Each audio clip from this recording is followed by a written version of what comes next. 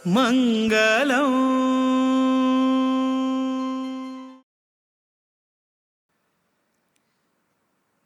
सब लोग दोनों हाथ उठा करके थोड़ा जयघोष करेंगे। बोलो भारत माता की।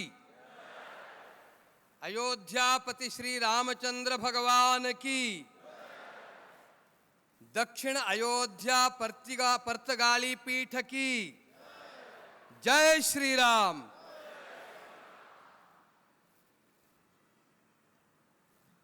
गोकर्ण पर्तगाली जीवोत्तम मठ के 500 साल पूर्ण होने वाला इस समारोह के अंतिम दिन का कार्यक्रम के मंच पर उपस्थित पूज्य विद्याधीश स्वामी जी के पद कमलों में, चरण कमलों में मेरा कोटि कोटि प्रणाम। मंच पर उपस्थित अपने इस आयोजन के प्रमुख श्री श्रीनिवास देम्पो जी, प्रदीप पै मेरे आत्मीय मित्र भी हैं, सन्मान्य अटल बिहारी वाजपेयी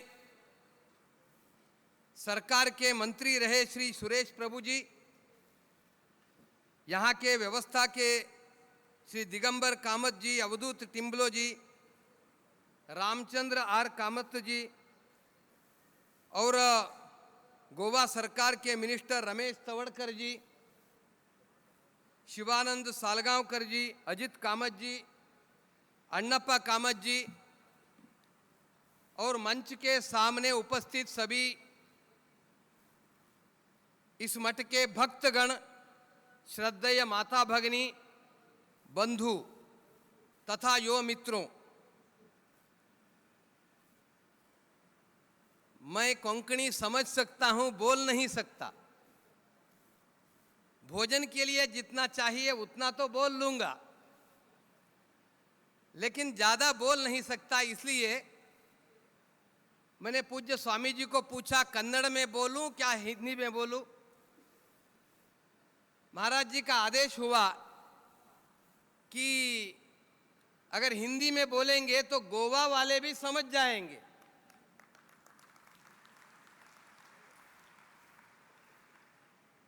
इसलिए मेरा कुछ बिंदु मैं आपके सामने हिंदी में रखने का प्रयास करूंगा।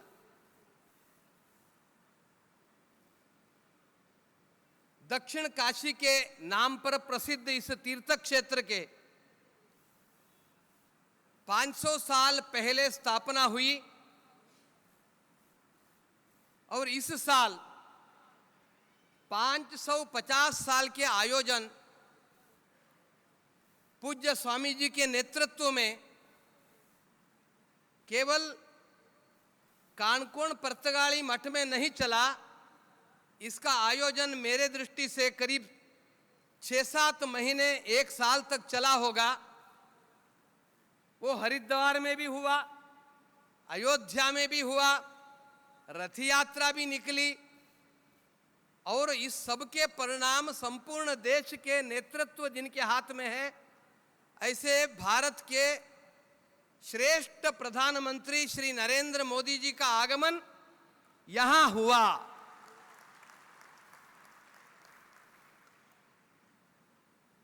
पूज्य स्वामी जी अयोध्या आए थे।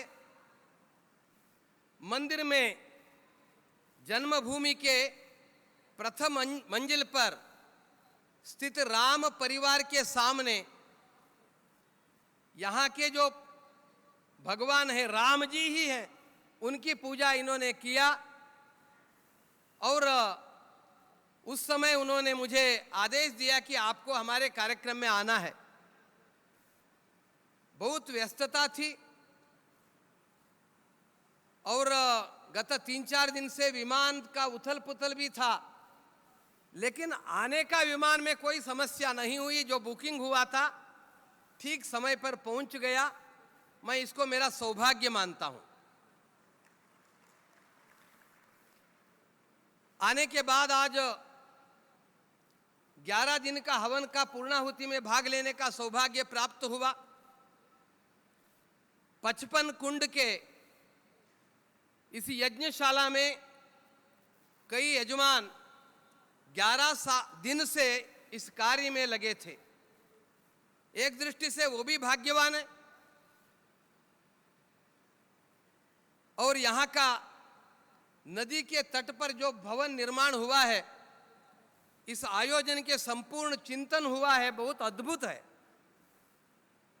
स्वामी महाराज जी अपने कर्तृत्व, कुशल नेतृत्व, आध्यात्म साधना के बल पर इतना अच्छा नवीनीकरण और जगह का विस्तरीकरण, श्रद्धालुओं के निवास व्यवस्था के आयोजन और 11 दिन का इतने बड़े श्रेष्ठतम धार्मिक, सामाजिक, सांस्कृतिक आयोजन पूज्य स्वामी जी के नेतृत्व में हुआ। इस कार्यक्रम में भाग लेना सबका सौभाग्य है, मैं भी इसमें एक हूं। 500 साल पहले भारत को अपमान करने के लिए राम जी के जन्मभूमि को ध्वस्त किया गया। उसका मंदिर हम सब भारतीयों के परिश्रम, पुरुषार्थ, त्याग, बलिदान से अभी पूर्णता के ओर चला है। 2024 गत साल जनवरी 22 को चाइल्ड राम, बालक राम के प्रतिष्ठा हुई थी। और इस बार 2025 नवंबर 25 को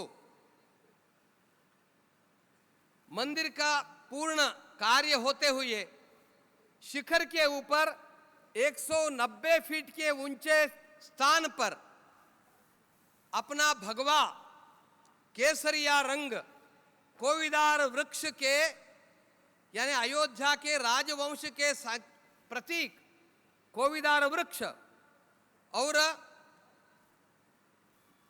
अयोध्या के राजाओं के कुलदेवता सूर्य, उस सूर्य का प्रतीक, और हिंदू समाज में जो भगवान का स्वरूप माना जाता है, उस ओंकार को उसके अंदर डाल करके सुंदर 11 फीट चौड़ा, 22 फुट लंबा त्रिकोणी ध्वज का निर्माण हुआ।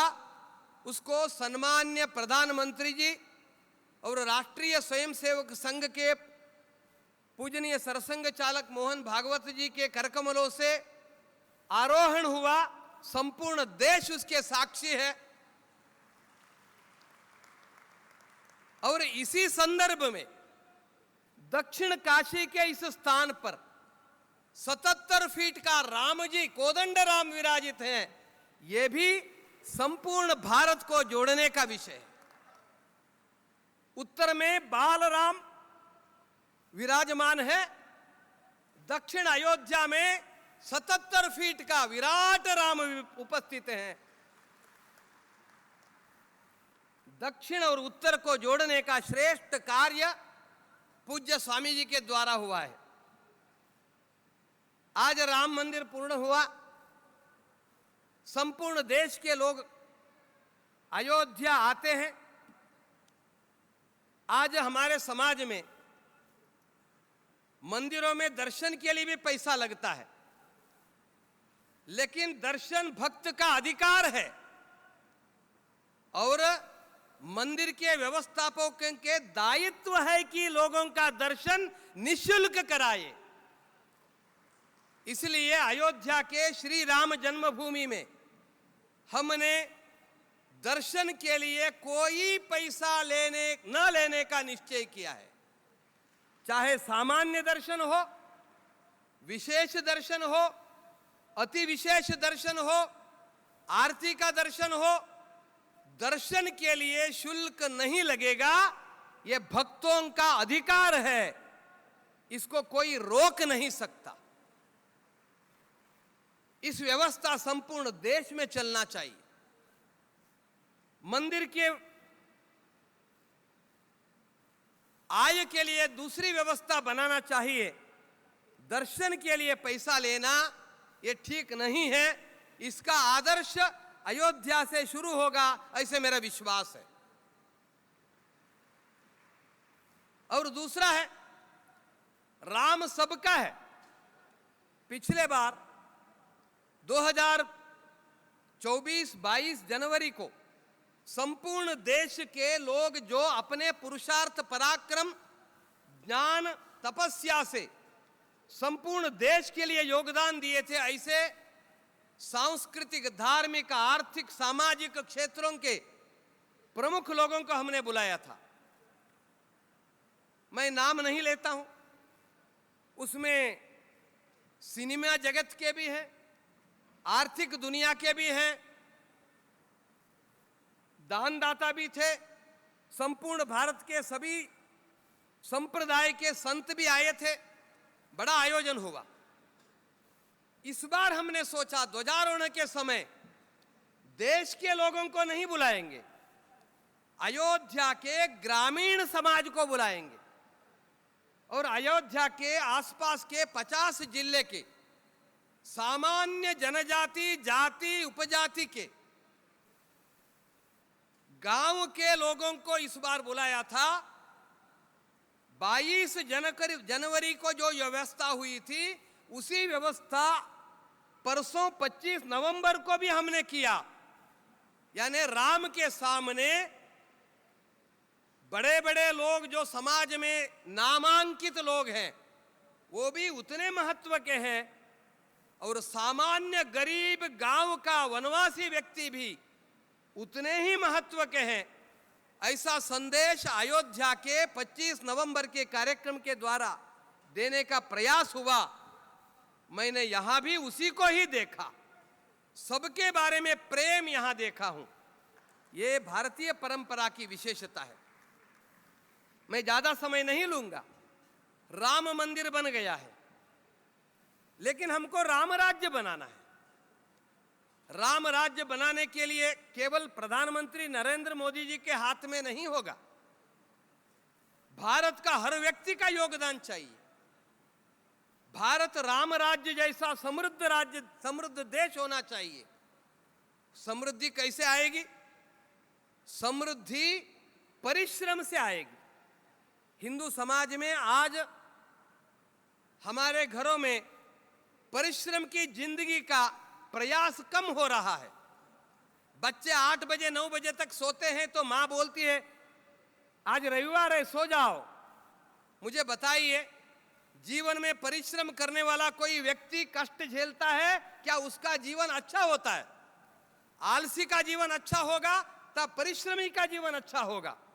इसलिए घर घरों में परिश्रम की जिंदगी जीने की शिक्षा अगर हम देंगे तो भारत समृद्ध होगा और विश्व में हमारा संपूर्ण दुनिया को आहार देने वाला राज्य, देश हमारा बनना चाहिए। इतना सामर्थ्य भारत का सुजला सुफला इस मातृभूमि की शक्ति में है। केवल हमारा पुरुषार्थ को जगाना पड़ेगा।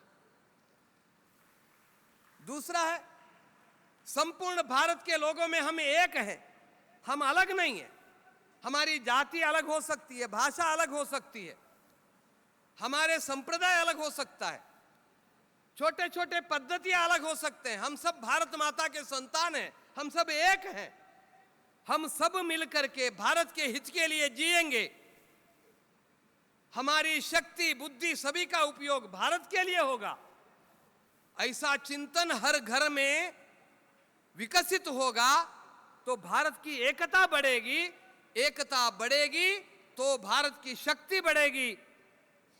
राम राज्य के ओर हम चलेंगे। तीसरा है पराक्रम। बहुत वर्णन नहीं करता पराक्रम का। हमने एक, हमारे प्रधानमंत्री ने हमको सिखाया है। कश्मीर में 25 लोगों के सिंदूर मिट गया। अब तक सब सरकारें क्या करते थे? हम ये करेंगे वो करेंगे बोलते थे, कुछ नहीं करते थे। लेकिन इस बार के सरकार ने 25 लोगों का सिंदूर मिट गया। इसका सही अर्थ में सिंदूर को पुनर्स्थापना तो नहीं कर सकते, लेकिन सिंदूर का महत्व दिखाने के लिए 100 उग्रवादियों को उनके स्थान पर भेज दिया, पराक्रम को दिखाया। ये संपूर्ण समाज में ये पराक्रम होना चाहिए। हिंदू समाज किसी के ऊपर आक्रमण करने वाला समाज नहीं है। हम तो सबको प्रेम का संदेश देने वाले समाज हैं, लेकिन हमारे ऊपर इसका दुरुपयोग ही कोई नहीं करे, इसलिए हम पराक्रमी भी बने, जागृत भी रहे। इस सब के कारण हमारा समाज विश्व में श्रेष्ठ समाज है ही। हमारे परिश्रम, पुरुषार्थ, त्याग, इन सब के द्वारा संपूर्ण विश्व के कल्याण के लिए हम काम करें, वो ही सही अर्थ में राम राज्य है।